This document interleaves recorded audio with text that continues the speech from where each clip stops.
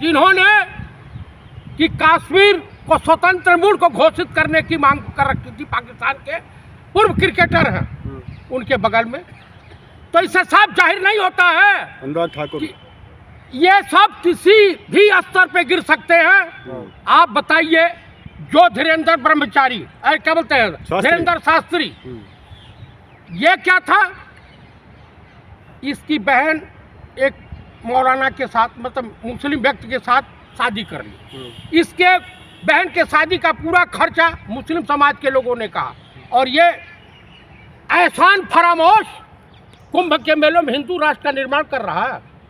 हिंदू राष्ट्र बन गया, कुंभ तो समाप्त भी हो गया।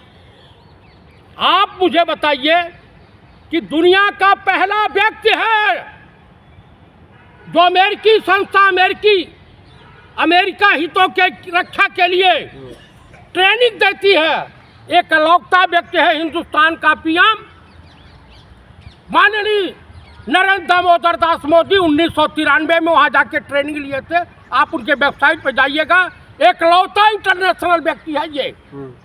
तो इससे साफ जाहिर है कि लोग जो आरोप लगा रहे हैं कि ISI से RSS काफ़ी पैसा लेती है। हिंदू बाबाओं से क्या दिक्कत है आपको? हिंदू बाबाओं से हमें शुद्ध रूप से साधु महात्मा हो, जगत गुरु शंकराचार्य हो, प्रेमानंद महाराज हो, जो इनके झांसे में ना हमें, जो जनहित की बात करें, मुझे उनसे कोई एलर्जी नहीं है। आप बताइए, 1 साल छोटे व्यक्ति को, उम्र में 1 साल छोटा, ये 75 के हैं राजा बाबू, और पलटू राम 74 साल के, और एक बार जाकर के बिहार के DNO को गाली दे करके आए थे।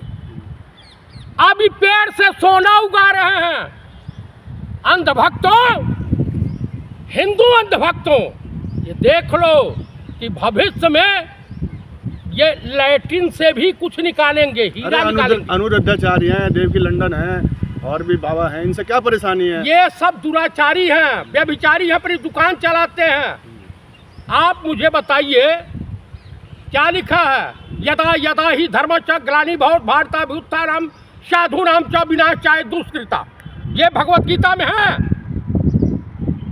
क्या कहा कृष्ण ने भगवत गीता में?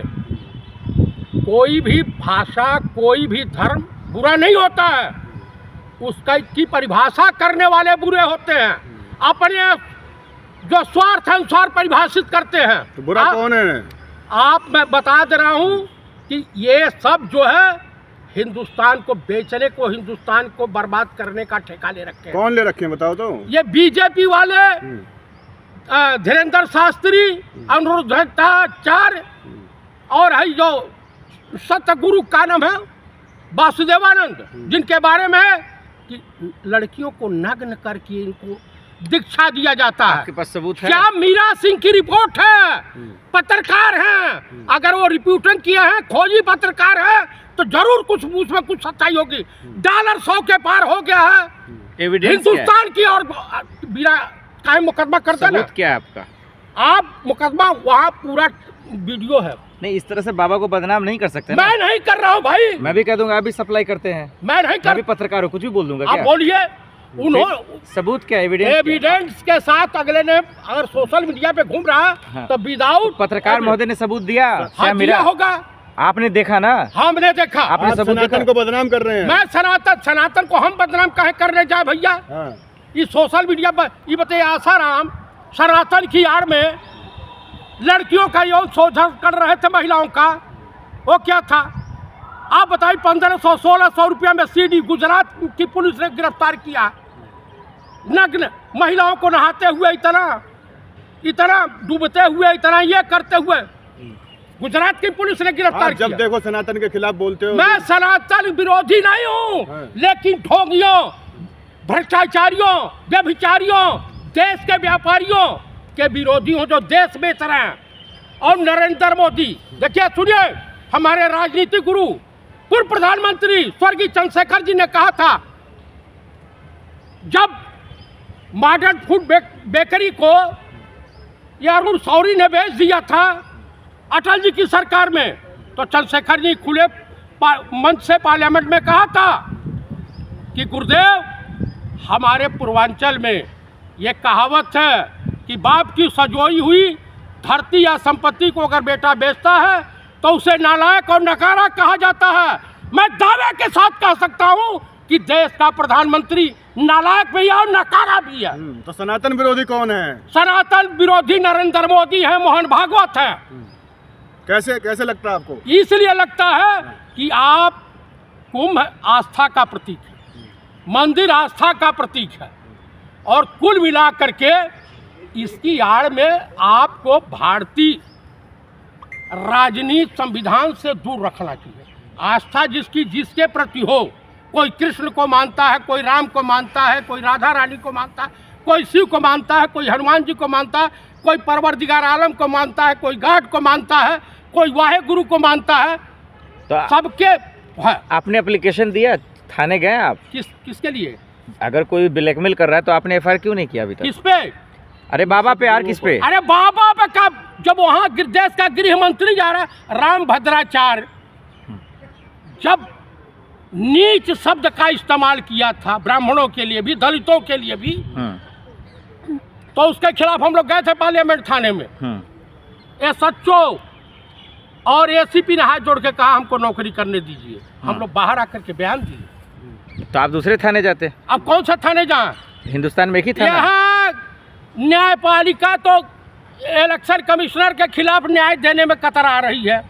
यहाँ जो जज भाजपा के पक्ष में न्याय दे रहा है सुप्रीम कोर्ट का, वो लोकपाल हो जा रहा है, प्रमुख लोकपाल।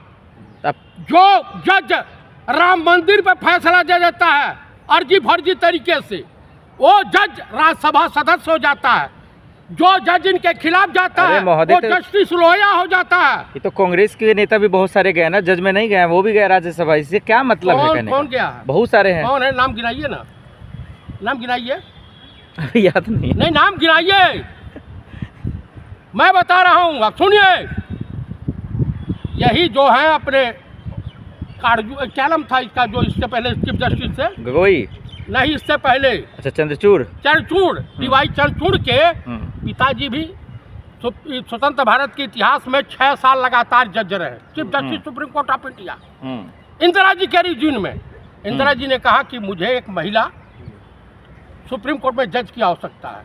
तो जानते हैं, साउथ इंडिया से एक मुस्लिम महिला जज काबिल मिली तो उनको यहाँ स्थापित किया गया।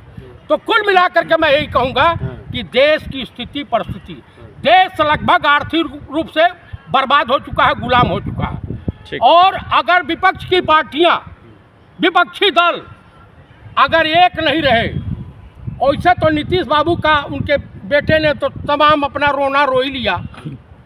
इनको तो बता रहा है कि लाडले बोल सकते हैं या कुछ भी बोल सकते हैं मोदी जी, क्योंकि गठबंधन में है।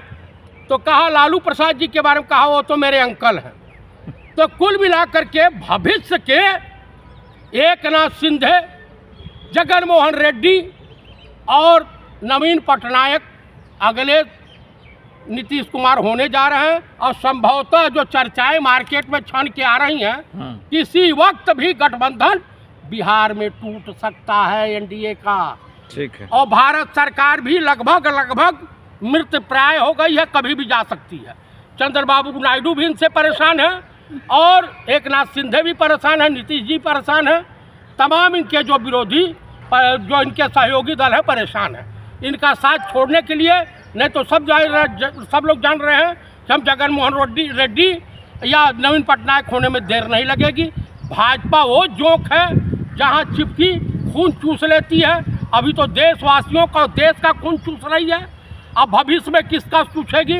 और इस देश में अगर ब्राह्मणों के ऊपर कहर बरपाती है भाजपा, तो मैं बड़ा खुश होता हूँ, क्योंकि ब्राह्मण पतरचट्टा कौम है। ये जो है बीजेपी के साथ पिटा करके ठीक हो जाएगा।